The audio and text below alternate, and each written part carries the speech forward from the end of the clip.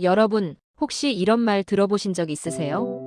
체중은 그대로인데 배만 나왔어요. 그런데 이 말, 그냥 체형 이야기 아닙니다. 배가 나오는 건 보기 문제 이전에 건강 신호일 수 있습니다. 특히 중년 이후 복부 비만은 당뇨, 고혈압, 고지혈증, 지방간으로 이어지는 대사증후군의 출발점이 되는 경우가 많습니다. 하지만 너무 걱정부터 하실 필요는 없습니다.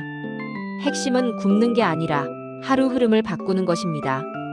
제가 상담했던 사례 하나 말씀드리겠습니다. 서울에 사시는 55세 여성분이셨습니다. 체중은 젊을 때와 크게 차이 없었는데 건강검진에서 복부비만, 공복혈당 경계 이야기를 들으셨어요. 저 많이 안 먹어요라고 하셨는데 생활을 들어보니 아침은 거르고 점심은 급하게 저녁은 배고파서 많이 드시고 밤에는 과일이나 과자 조금 드시는 습관이 있었습니다. 이게 바로 복부에 지방이 쌓이기 좋은 루틴입니다. 복부 비만이 생기는 이유를 조금 더 깊게 설명해 볼게요. 우리 뱃속에는 내장 지방이 있습니다. 이 지방은 단순 저장 지방이 아니라 몸속 염증과 호르몬에 영향을 주는 활동성 지방 조직입니다. 이 내장 지방이 늘어나면 인슐린이 잘 듣지 않게 되는 인슐린 저항성이 생기기 쉽습니다. 이 상태가 오래 지속되면 혈당은 점점 올라가고 중성지방은 늘고 혈압은 서서히 상승합니다. 그래서 복부 비만은 단순히 살이 찐 게 아니라 몸의 대사 시스템이 흔들리고 있다는 뜻입니다. 특히 중년 이후에는 호르몬 변화로 인해 지방이 엉덩이나 허벅지보다 복부로 몰리는 경향이 생깁니다. 남성은 남성 호르몬 감소, 여성은 폐경 이후 여성 호르몬 감소로 지방 분포가 바뀌게 됩니다. 그래서 예전과 똑같이 먹는데 배만 나오는 일이 생기는 겁니다.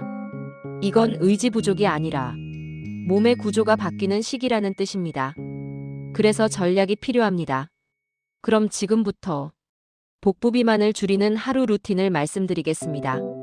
첫째, 아침 공복 시간을 너무 길게 두지 마세요. 아침을 걸으면 몸은 기아 상태로 인식합니다. 그러면 다음 식사 때 에너지를 더 저장하려고 합니다. 특히 지방으로, 그것도 복부 쪽으로 저장됩니다.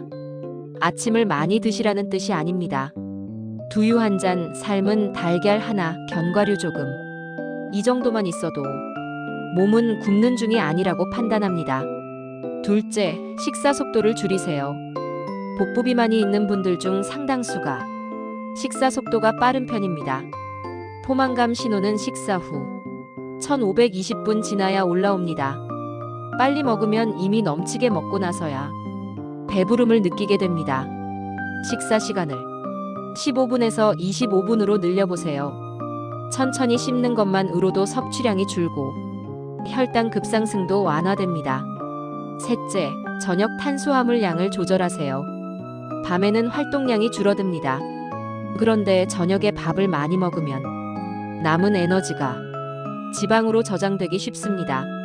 저녁에는 밥은 조금 줄이고 단백질과 채소를 늘리는 것이 좋습니다. 특히 밤 9시 이후 간식은 복부 지방 증가와 밀접한 관련이 있습니다. 넷째, 식후 1015분 걷기. 격렬한 운동이 아닙니다.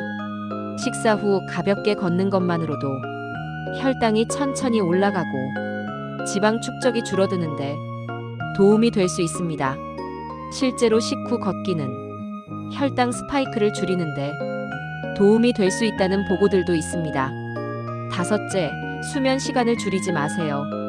잠이 부족하면 식욕을 조절하는 호르몬 균형이 깨집니다. 그 결과 단 음식과 탄수화물을 더 찾게 됩니다. 또한 수면 부족은 스트레스 호르몬을 높여 복부 지방 축적을 촉진하는 방향으로 작용할 수 있습니다. 민간요법에 대해서도 많이 물어보십니다. 식초물, 레몬물, 보이차, 공복 따뜻한 물. 이런 것들이 도움이 되냐고요. 일부는 대사에 긍정적인 영향을 줄 가능성이 제시된 경우도 있지만 핵심은 항상 생활 루틴 전체입니다. 이런 것들은 보조일 뿐이며 약을 대신하거나 과신해서는 안 됩니다. 복부 비만은 하루 만에 생긴 게 아닙니다.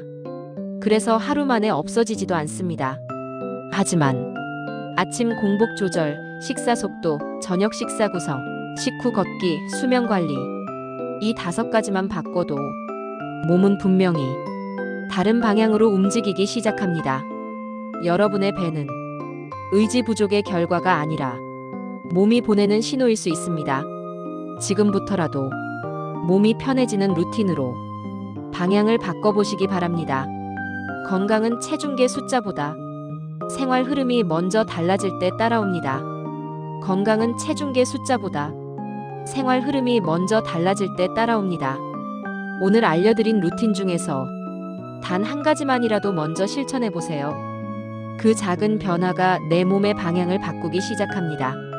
영상이 도움이 되셨다면 좋아요와 구독으로 함께 해주시고 알림 설정을 해두시면 앞으로도 중년 건강에 꼭 필요한 정보들을 빠르게 받아보실 수 있습니다. 여러분의 건강 루틴, 바른건강연구소가 함께하겠습니다.